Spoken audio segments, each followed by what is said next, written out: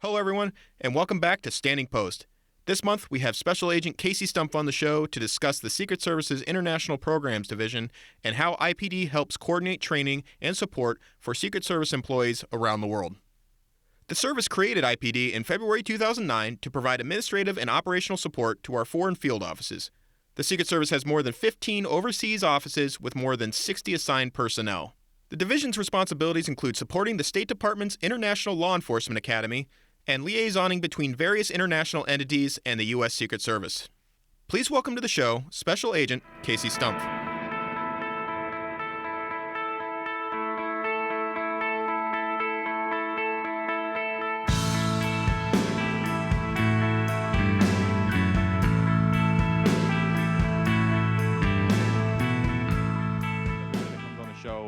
I'm honored to have you on here to kind of talk about what you do for the organization as I continue my journey here through the Secret Service, to learn about different areas, to help share the story of the Secret Service to the people that listen, both who are employed here and who aren't. So if you don't mind, do you mind letting everybody know who you are and what you do for the organization? Of course, I really appreciate you having me here. My name is Casey Stumpf. I'm a special agent with the Secret Service. I've been on the job for a little over 17 years, and I'm currently assigned to the International Programs Division. You know, it's almost like I'm repeating myself, but I really enjoy about the backgrounds of everybody that come onto the show. And so I wanted to actually talk to you a little bit about where you come from and where you call home. So that's a tricky question for me. I moved around a good bit growing up. I was born in Indiana. Then from there, I moved to Illinois. Then from Illinois, we actually moved over to, at the time, West Germany. We were there during the Gulf War and the fall of the Berlin Wall. And then we came back to the US, where we landed in New Jersey, finished up high school in New Jersey, went to college in Pennsylvania, and then started corporate security in New Jersey while I was waiting to be hired on by the Secret Service. And then I have been in the DMV area, which is the DC, Maryland, Virginia area, my whole career so far. Okay, so if you don't mind me going a little bit back in your history, it sounded like you bounced around a lot. Were parents prior military? Uh, no, and that is always the first question we get because that's what fits the mold the most. Mhm. Actually, UPS, the brown trucks they drive around. My father started out as a loading the trucks, then he drove the trucks, and he's a little bit of a techie guy like myself. And now it's an everyday thing where you'll see delivery, whether it's Amazon, FedEx, UPS. They have basically a little handheld device that they zap the package and everything registers and away they go. Well, my father was on the development team for UPS Oh, wow. on those readers. Okay. And it was just, sort of one of those things where they asked who's interested, who has the background, and he had the logistics background. So him working with the tech side and how everything merges and being a delivery driver and all the information that they need to get out of it, that's what he relayed to them, and they dealt with the geek speak, all the ones and zeros, and now you have what it has today. It first started out, okay, let's at least get it started here in the US, and they did. And then they're like, well, Asia's a really big market. Would you do similar to what we would call a temporary assignment here? Would you do a 1-year rotation through Asia?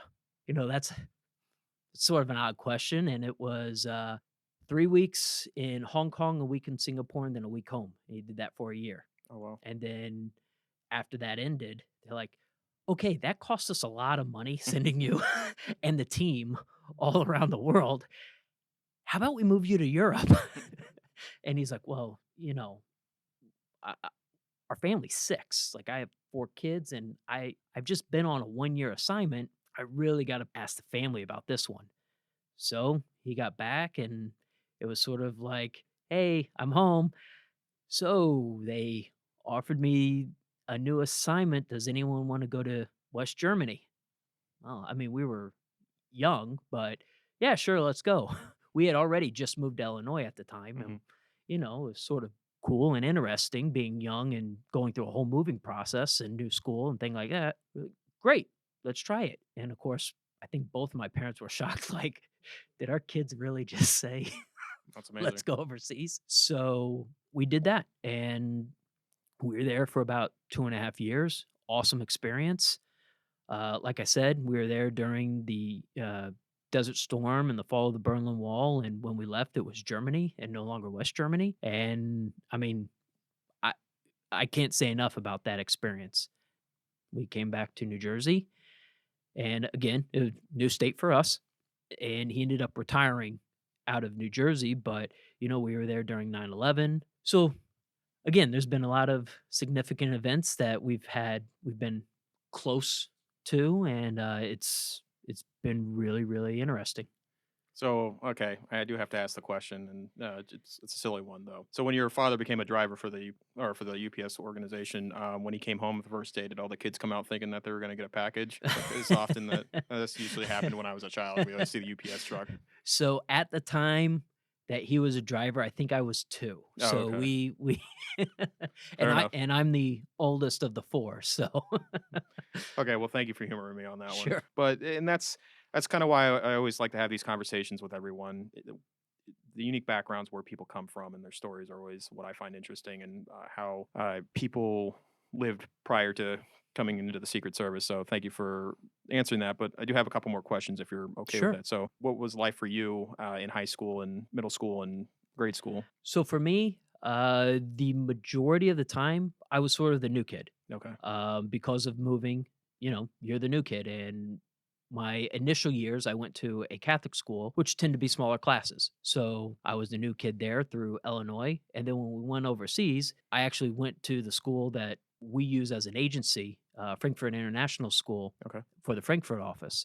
It has since changed since I've been there, but we went there, and great thing about that is that everyone in that school is a new kid because everyone is with different, their parents are with different companies Hmm. or they're with the military or whatever it may be. It was an international school. So, I mean, it was the UN every day and, had a lot of great experiences and met great friends. And then when I came back to New Jersey, again, had a good experience in New Jersey, but New Jersey, where we ended up, everyone, I would say pretty much everyone in that school Hmm. was born and raised in that area. Oh, okay. So, yeah, I had friends, but they had been friends for 10, 12 years. Okay. They've moved up through the soccer league or the football program or whatever it was, they were much more tight knit than when I showed up. Okay. Um, Again, good experiences in New Jersey, but I didn't have roots there. So when it came time to go to school, it was just sort of one of those, had an itch, didn't really want to go to school in New Jersey. Pennsylvania's a big state, said, yeah, sure. Why don't I go to Pennsylvania? Found a is smaller school in Pennsylvania, Shippensburg University. If you blink, you go right past it. And the funny thing is although it's a small school, I've met at least 4 people on the job Oh, that are wow. from that school, all just random. And from there, enjoyed Pennsylvania, but I also knew I wanted to go in law enforcement. Tried out for the state trooper program in Pennsylvania State Police. Made it to the one of the final selection, and then they're like, "Okay, so who's still in college?" Yeah, raised my hand. Okay, have a nice day. Um, So, which I mean, it's fair on them. They needed to fill a class, okay. and I still had a semester or 2 left. So, I mean, no hard feelings there. Once I graduated there, went back to New Jersey because during that time is where I sort of figured out my niche. I knew I'd always wanted to go into law enforcement, but I didn't know where. I didn't know if I wanted to be like a state trooper, if I wanted to be a local officer, or if I wanted to go federal. And that's sort of what I was sort of figuring out at the time, going through different exams and selection processes. It was like they're all great outfits, Hmm. but when it came down to it, it's like, I can't stay in one spot. Like that's just me. It's nothing against the different types of departments, but I could not see myself being a township officer in the same place for 20 to 30 years. I just that just wasn't for me. And then when I started looking into the federal side, What I was gonna ask is, do you think that's because of your childhood of being moving around all the time, or do you oh just yeah, I'm sure okay? that's part of it. I mean, I'll be the first one to say I see a shiny object and then completely lost my attention. So the fact of trying to be somewhere permanently, Mhm. it again, it doesn't fit for me. Um, and it just by chance, I needed a couple more credits over the summer and was just looking for a different way to fill it up. And there happened to be an internship with the Secret Service in the Newark field office, which just happened to be 20 or 30 minutes from where we lived. So, well, first I wanna ask, what was your degree in, when you went to school?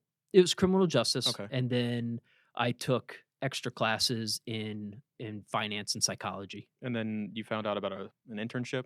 Like, what was that program about? So with the internship, you report to the office, Mhm. and I want to say it's mostly clerical work, but you're helping organize cases. You're helping process some of the initial intake of the counterfeit.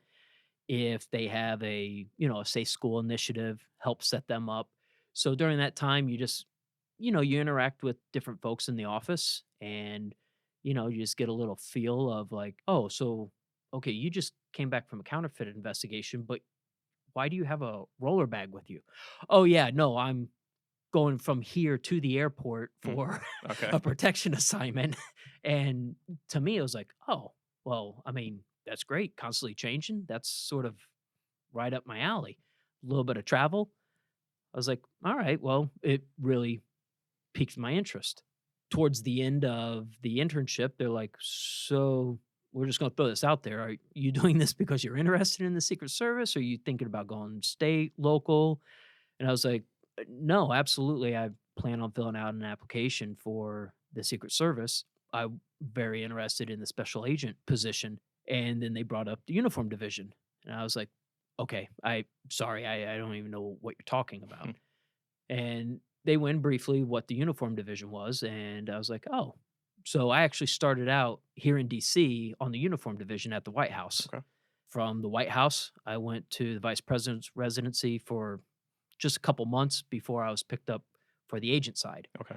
And, I've been in the DC area since. So it was just one of those where I did put in for other agencies. Secret Service called me back first, and I was very happy with that.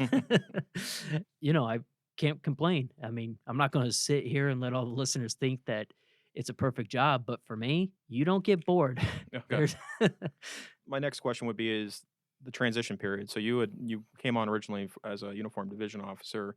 Is that something that once you're in, you have to separately or submit package separately for an agent's position or sorry, a special agent's position? No, so it's even though it is Secret Service, you're still applying for a brand new position. Okay. So the good part is that my time started when I was a uniform division officer, Okay. but it still had to go through the whole hiring process for the agent side, had to go back to training because the training is slightly different. And then like I said, I came back to the Washington field office Okay. and I've been in the area. I guess Washington field office then would be the field office you spent the most time in.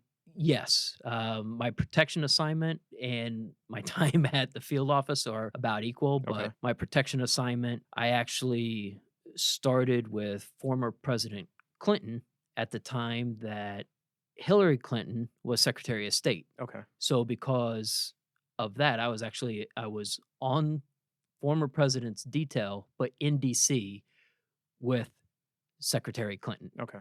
And I was there for 14 months, I think. And then I was able to transition to one of the big details, which I ended up on the Presidential Protective Division. Okay. And I was there for 6 years. Okay. And just to clarify for the listeners, who were your protectees? So I came on with President Obama. Okay. I was there for inauguration and transferred to President Trump. Okay. And so I'm guessing about this time you started learning about the International Programs Division. Yes, more specifically, in the Washington field office, I was able to get some cyber training. I am part nerd, so that was right up my alley. And I was with Electronic Crimes Task Force, where we worked with other state and local agencies that were involved. And through that, an announcement came out for instructors for the ILEA program, which is the International Law Enforcement Academy, which are, of course, overseas. and they're run by the State Department. So that was my first exposure. At that time, I don't believe International Programs Division was established at the time. But then fast forward to me finishing the detail, Okay. finding out that this ILEA program falls underneath the International Programs Division, I was like, okay, I'm interested. And timing worked out. That spot was opening as my time was coming up on the detail, and it worked out. So a lot of things on this job happened just by timing. And so far, I've been very fortunate. And that's kind of one of the reasons why we wanted to bring you on, because it was a very, as I continued learning about it, about the program and understanding what you've done, as we continued to talk, there was more and more programs within it that interest me in having you to come on the show and on speak about it. So again, I really appreciate you doing that. And I was wondering, I guess in the going forward, do you mind kind of just outlining for the listeners what the IPD program encompasses? Sure. So the International Programs Division overall is generally small when you compare it to the field office and other divisions in the Secret Service, but we are primarily a support function for all of our 20 foreign field offices. And that's anywhere from if they need supplies, which I know some listeners may be saying, well, can't they just go to the store and buy supplies? I'm not talking about paper. If there's different type of maybe security nature supplies. We try to figure out the logistics of when we're having a foreign visit to go there. And then we work with the State Department to make sure everything goes through customs correctly, through the proper procedure.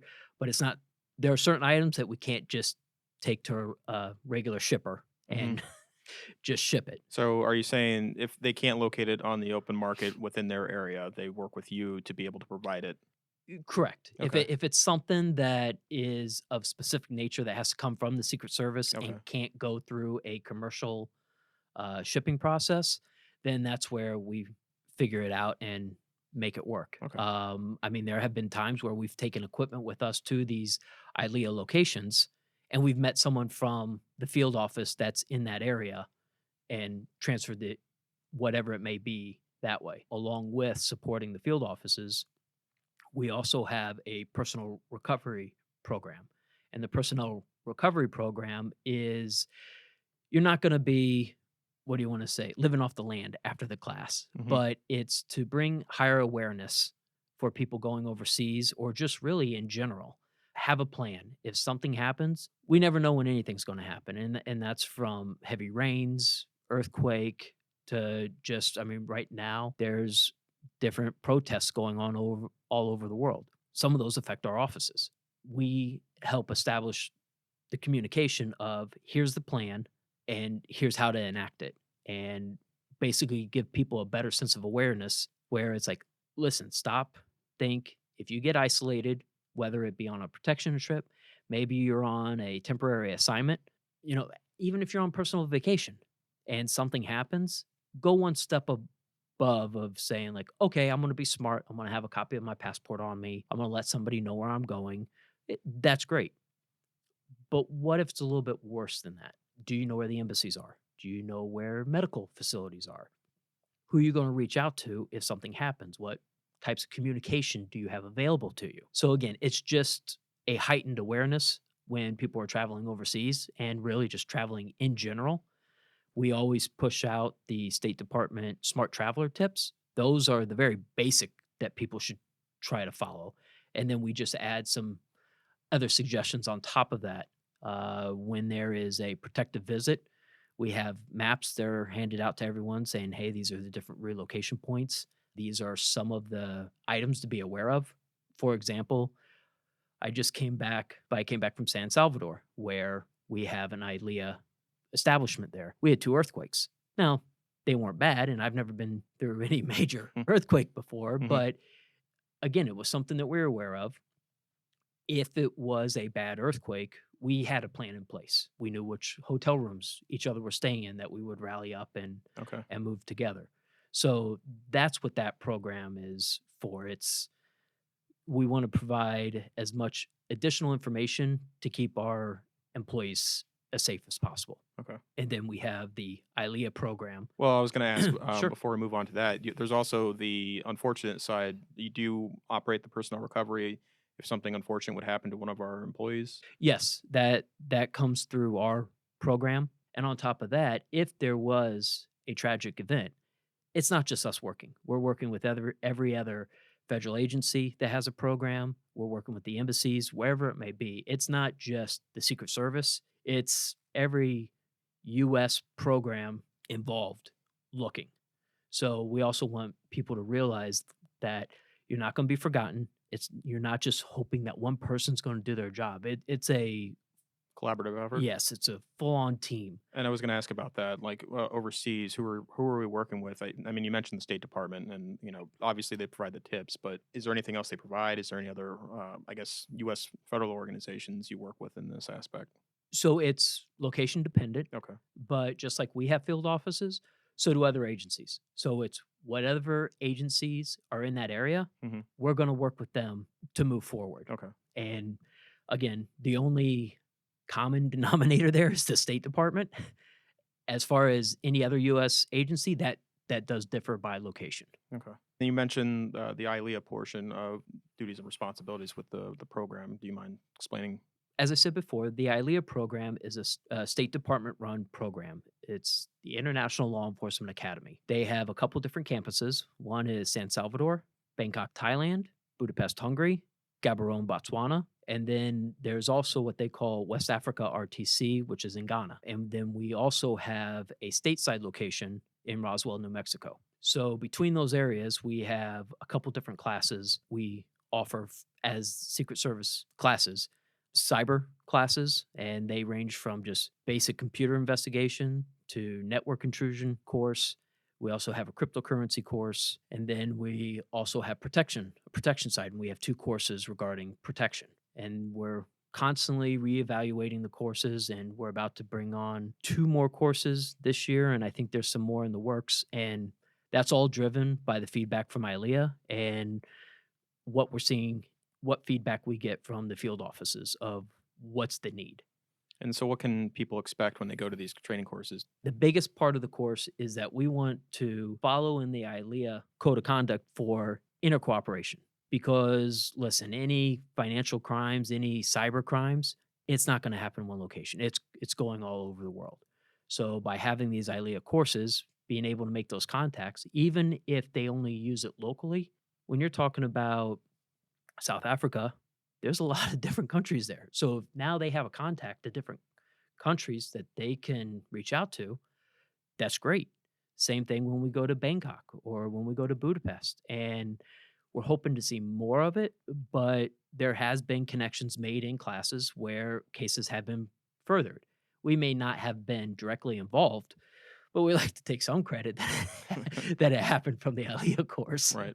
No, Uh, absolutely. but no, it's a really good program all around, and it can go from countries that are not familiar with cyber crimes, getting the introduction to it on what they can do, all the way up to network intrusions on how to get preliminary information, what to do next, even if they may or may not have the capabilities to do it. Hmm.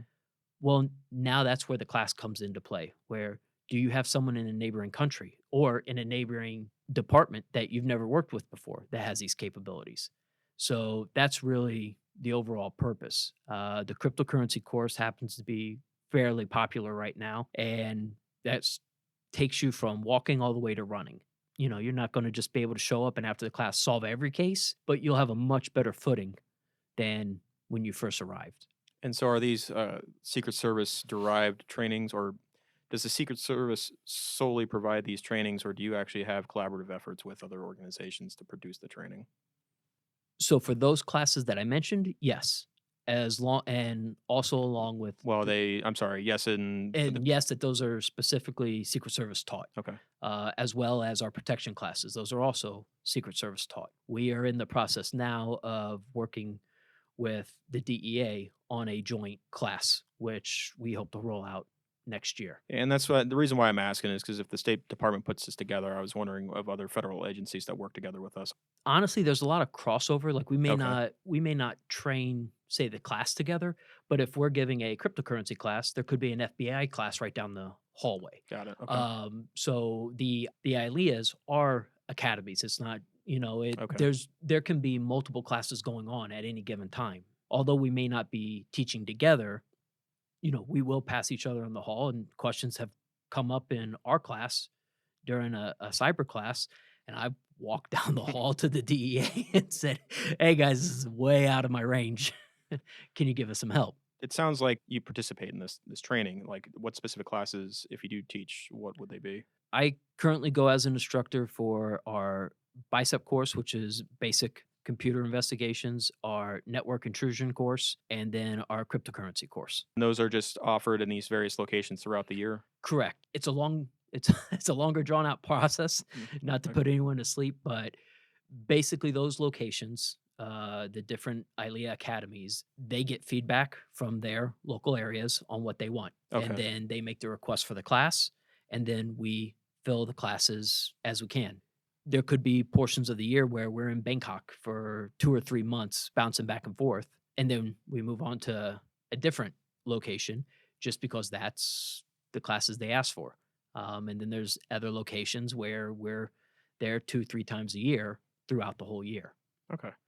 And so kind of going back to the international program division as a whole, if I'm a new agent on the job, how long would it take for me to actually be able to put in my request for the program? To be part of IPD, Hmm. the easiest answer is once you fulfilled your protection time. Okay. Right now, people are going much earlier than I went. So the easiest way to say it is once you're done with protection, that's when you can come to IPD. As far as being involved with the ILEAs, that's where we put out announcements, and really it depends on your background, your availability, your field office. Put your name in, and hopefully you're selected and go out to one of these trainings. Okay. And if I get selected, what's that process look like? If I'm an agent that has been given the opportunity to work in the division, is there a selection process and where I would want to go? To the foreign field office, you Hmm. mean? Yes. So, just like anything on this job, it's all timing. Um, the assignments overseas are a 3-year assignment, but you can extend up to 5 years. And there's a lot of things that go into that. So there's no guarantee that you're going to be there for 5 years. There's also no guarantee that you're only going to be there for 3 years. So, with that being said, it's timing. Have we had people not do the protection phase yet and go to foreign field offices? Yes. That's not common. It's again, usually it's after the protection phase Okay. that you go to a foreign field office. And the main reason for that is because not only do you have the experience with the investigations, but you also have the experience with the protection because you get plenty of protection visits in any of these offices. So, have already been assigned to one of the various protection details, you have that background. So, when you know a protection visit is coming, you know what they're expecting and you know what your responsibilities are. It's not saying a new employee couldn't figure that out, but it's much easier with someone who already has that experience. Okay. And usually those individuals are working with the advanced team Correct. to help provide and start work in the area for the protectees. Correct. Okay. And that makes sense. You want to have individuals in there that have the experience and the knowledge of being able to help work those plans when they. Right. I mean, foreign visits are each their own little creature. So the more experience you can help it run smooth, the better it is. I don't want to go too much into details about the makeup of what the organization looks like, but what would be a typical foreign field office? I'm sure you've heard it once or twice as the needs of the service. Hmm. And that's really what it comes down to. It's what does that location need? And that is constantly being evaluated. So if we were trying to take a small office, we'll take Pretoria, South Africa. They have 2 agents down there. They're doing a lot of really good work. We want to, let's say we want to get them 3 more agents because they have the work to support down there. That's not happening. That'll probably be a year, 2 years out. Everything with the foreign field offices is in cooperation with the State Department and the local embassies. And it's not an easy solution. So if we see something that needs to be addressed, we have to start as soon as possible because, I mean, honestly, in 2 years, it might not be needed anymore. Okay. So that's where you may hear long-term assignments or temporary assignments, which we do at various locations. I think Interpol has some that we rotate people through Okay. on a month basis, and there's other working groups overseas that we temp people over to. The field offices over there, is it the same kind of look as the United States where you have one major field office for an area and then you have the regional and the Yes. small? Okay. Yeah. Their coverage area just happens to be a lot larger Okay. than here in the US. Okay. And so you also do support APTs in these locations too, because we recently had an IA, Ryan Yes. Heathouse, on the show. Yep. So anyone who puts in for these positions, that's whether it's a supervisor, an agent, or an APT, they all go through the International Programs Division as far as paperwork, getting a move, whatever information is needed to get them set up. And we help explain what they need to do when they're over there, and Hmm. then they get further information when they arrive on post. Now I know we talked about the capabilities and the things that you offer within the division. Is there anything else you'd like to talk about it before we move on, or if there was any other things you'd like to explain to the listeners while we're here? Well, within IPD, we take feedback pretty much to heart. So when we're in ILEAs or we're even talking to the foreign field offices, we're not there. So any feedback that we can to try to make it better, we will. There's only so much control we have, but one thing that we realized in ILEA, and this was just our own fault because we just didn't see it from our point of view. I was actually up in front of the class doing a lesson and just asked how many of you have dealt with the Secret Service, and no one had, which is common. And a couple questions came up about what we could do and help them, and I said, just reach out to us. We do want to work international cases. Please don't not contact us. And a hand went up. Say, yeah, well, anything to add? Question? They're like, how do we contact you? And I went, wow, that's egg on my face, because we have all these different countries. In any one given ILEA, we could have 3 different field offices that cover the country's representative. Okay. So what we've done now to hopefully help international cases become a little more prevalent is that we've made field office email addresses. So instead of having one point of contact, these agencies have a field office. Okay. Because just like anything in the Secret Service, people move. I'm in IPD today, come back 3, 6 months later, who knows where I'll be. So same thing with the Foreign Field Office. You start building these relationships, and now all of a sudden you get transferred. It's not saying the person backfilling you won't do a good job, but they don't have that relationship that you've built. And if they don't have that relationship and they don't have that contact, now unfortunately that connection's lost. So we've just recently started this that it helps the foreign offices establish stronger contact within their regions, and we'll just wait and see. And I think that's one of the big things and important things to reiterate is that in these situations that sometimes those relationships are everything to the partnership. That, when the individual leaves, it's something that, you have to reestablish that relationship. And in some of those countries that we work in, the relationships are king Yeah, and making sure anything absolutely. gets done. I know the foreign field offices, they're working their investigations every day, but how does IPD fit into that framework, or what is your part in that to play when these different field offices are working together when they're working on investigations? So when it comes into like the investigation aspect, we don't drive the train. That is specifically the field offices running it. We have other entities that you've had on the show that are more involved than we are. But as far as communication, we're the liaison to headquarters. Again, depending on which foreign field office is involved, there may be an 11-hour time difference. Hmm. We try to work around that to be their liaison here. So while they're sleeping, we can help further the case on anything, whether it's just running down a question, if there's some type of support, if it's working with the other sections on a real time basis instead of doing like a telephone tag or email back and forth with a 8 to 12 hour lag time. Hmm. Like I said, we're primarily a supportive branch for the field offices. So anything we can do to assist, that's where we come into play. Okay, so you kind of complete that 24-hour Correct. investigation for them. Okay. I mean, do you have any stories to share that may emphasize or show that? So, one case that has recently come to fruition, again, we had a minor part, CID, who you had on Matt O'Neill? Matt O'Neill. He had a much larger stake in the case than I did, but it was a cryptocurrency case over in Romania. It was a great international cooperation, and we just assisted with logistics, getting things to and from the airport. What equipment had to be packaged up, where it was going. Again, it's small things, but it still needs to get there. So, like I said, we can't take much credit in that case, but that's our type of involvement is where they're just support to get it completed. We try to pitch in wherever we can and however we can. Who do you look for in general to apply to IPD? If there was like an ideal person, someone that you could describe that you'd want to see, raise their hand and say, "I want to do this," what would they look like? I would say anyone that has, it's not necessary, but either has a very strong protection background, like right off the detail, one of the details, or someone with a cyber background.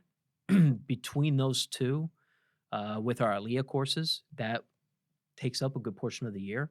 Also, somebody that may be a hiker, camper, I don't want to say survivalist, but that type of mindset, because for the personnel recovery, there are a lot of those aspects that do come into play, and that will definitely benefit that position. We do have, another section, which is the budget section. Probably if anybody's driving, I'll put them to sleep, so we'll keep it short. But we have 3 budgets that we work with. We have our IPD budget, which, is just for our office. Then we have a budget that we work within for all the ILEA classes. And then there's an overall like foreign field office budget where each field office has their budget, but when it comes down to the residential areas, cell phones, electricity bills, things like that, that all goes into one large budget. Okay. So if you are a numbers person, we definitely have a spot for you. Well, Casey, I just want to say thank you for coming on the show and being able to provide that information to us about the International Programs Division. I guess I want to leave on a couple of questions here for the listeners and for our foreign partners, which I would ask, do you have anything for the foreign partners and anything you'd like to share with them? I would say if we have any foreign partners listening, I've always had a great reception when dealing with other foreign entities. And if they are part of our ILEA family, then by all means, please reach out to us for investigations, depending on what the situation could be. Hopefully, we can help.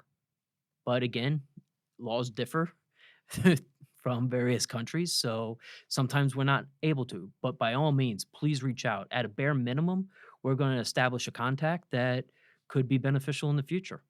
And do you have anything for the listeners? I would say if anybody is interested in the Secret Service, take a look. It's not boring. It is not a 9 to 5 job. It is not a weekends off job. So if that's what you're looking for, in the nicest way, this isn't for you. But if you want something that's constantly changing, every day is something new, this could be a good fit for you. You might take a look and, see if it works out for you. Okay, Casey, thank you again. I appreciate you having me.